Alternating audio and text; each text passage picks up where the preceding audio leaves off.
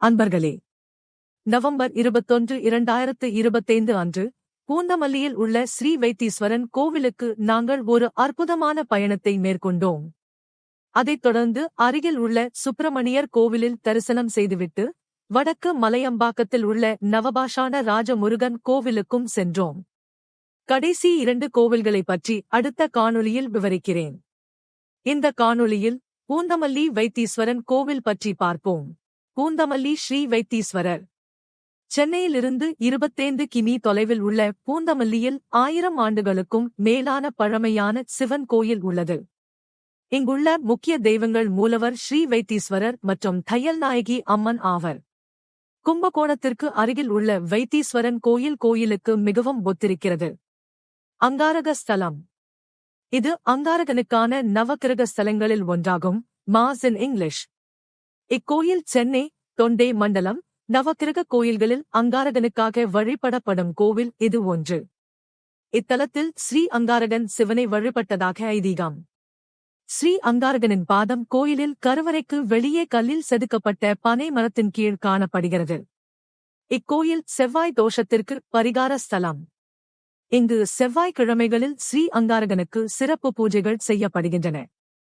இத்தலத்தில் அங்காரகன் அமைய பெற்றதன் குறிப்பு. ஒரு தவறின் காரணமாக இந்திரனுக்கு குஷ்டரோகம் நோய் ஏற்பட்டதையும் அதனை அங்காரகன் நிவர்த்தி செய்ததன் காரணமாக சர்வேஸ்வரன் அங்காரகனை பலம் இழக்கச் செய்து ஈசனே அங்காரகனாக அருள்பாலிக்கிறார்.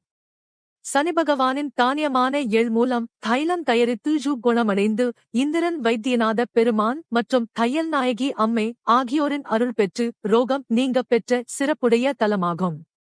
அங்காரக பகவான் வைத்தியநாத பெருமானிடம் அங்காரக தோஷம் சம்பந்தமாக பிரார்த்தனை செய்து கொண்ட தலமாகும். கோள்களின் பாதிப்பு.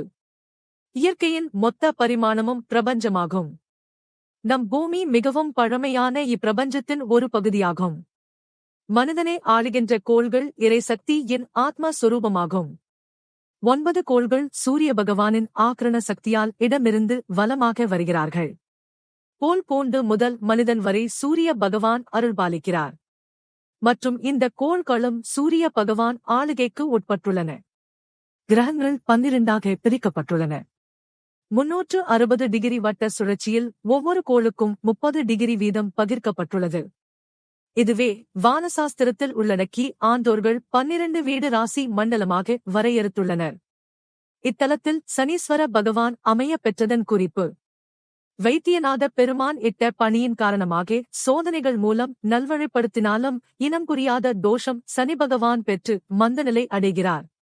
அதனை நிவர்த்தி செய்ய இத்தலத்தில் தன் காகவாகனத்துடன் கிழக்கு நோக்கி தந்தை சூரிய பகவானை வணங்கிய நிலையில் தனித்து தனிமண்டபத்தில் பக்த கோடிகளுக்கு விடுதலை சனி பகவானாக அருள்பாலிக்கிறார். இந்த சன்னதியில் சனியுடன் அவரின் சோதனைக்குள்ளான நள தமயந்தி சிலைகளும் உள்ளன. சனி மற்றும் செவ்வாய் சேர்க்கையின் பலன்கள். ராசியில் செவ்வாய் பகவானும் சனி பகவானும் ஒரு வீட்டின் இணைப்பின் பலன். குறிப்பாக லக்ன கட்டத்திலோ அல்லது கிரக சஞ்சாரங்களின் படி ராசியிலோ சனி பகவான் மற்றும் செவ்வாய் பகவான் மற்ற கிரக சேர்க்கை இல்லாத நிலையில் இணைந்து சஞ்சாரம் செய்யும் காலத்தில் ஏற்படும் கெடுபலன் பின்வருமாறு. 1. பூர்வீக சொத்தில் வழக்கு போராட்டம் மற்றும் இழப்பு. 2. திருமணத்தடை, குழந்தை பாக்கியம் இல்லாத நிலை. 3. மாங்கல்ய தோஷம் மறுமணம். 4. எலும்பு சம்பந்தமான நோய் மற்றும் விபத்து. 5.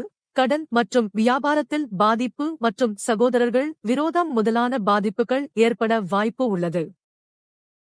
மூலஸ்தான அமைப்பு. மிகவும் பிரமாண்டமான பிரகாரங்களுடன் கூடிய பிரமாண்டமான ஆலயம். பிரதான தெய்வம் சிவலிங்க வடிவில் கிழக்கு நோக்கி உள்ளது. ஸ்ரீ தையல்நாயகி தெற்கு நோக்கி இருக்கிறார். வைத்தீஸ்வரனின் கருவறை நுழைவாயிலில் ஒரு புறத்தில் அழகு விநாயகர் சிலையும் மறுபுறம் செவ்வாய் பதமும் என்கிற அங்காரகனின் கால் அச்சிட்ட சிலை உள்ளது. இந்த கோவிலில் அங்காரக் சிவனை வணங்கினார் என்று நம்பப்படுகிறது என்பதை நினைவில் கொள்க.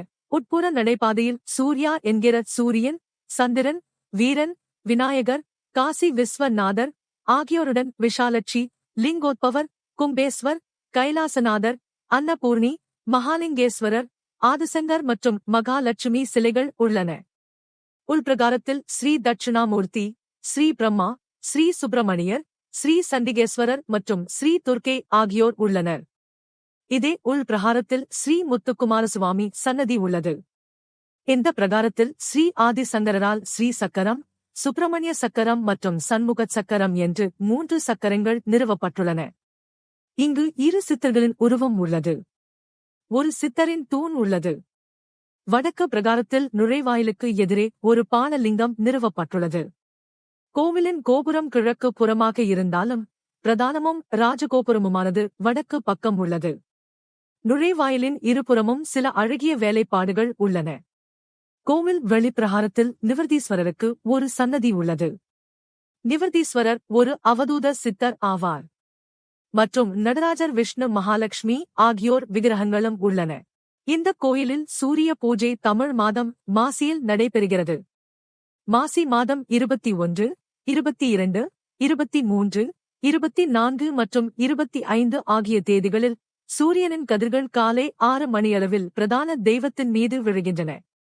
இந்த அற்புதமான செயல் வருடத்தின் இந்த 5 நாட்களில் மட்டுமே நிகழ்கிறது, மீண்டும் ஒருபோதும் நிகழ்வதில்லை. இந்த கோயில் உத்தர வைத்தீஸ்வரன் கோயில் என்றும் அழைக்கப்படுகிறது. அற்புதமான கட்டிடக்கலை கொண்ட அற்புதமான கோயில். கோவில் பற்றி இதர குறிப்புகள். இங்குள்ள நந்தி விஷ்ணு நந்தி என்று அழைக்கப்படுகிறார். ஸ்தல விருட்சம் தாழி பனை மரம், பனை மரம். கோயில் தீர்த்தம் குளம், வினை தீர்த்த குளம் அல்லது சித்தாமிர்த புஷ்கரணி. கோவில் திறந்திருக்கும் நேரம் காலை 6 மணி முதல் 12:30 வரை, மாலை 5 மணி முதல் 8:30 வரை.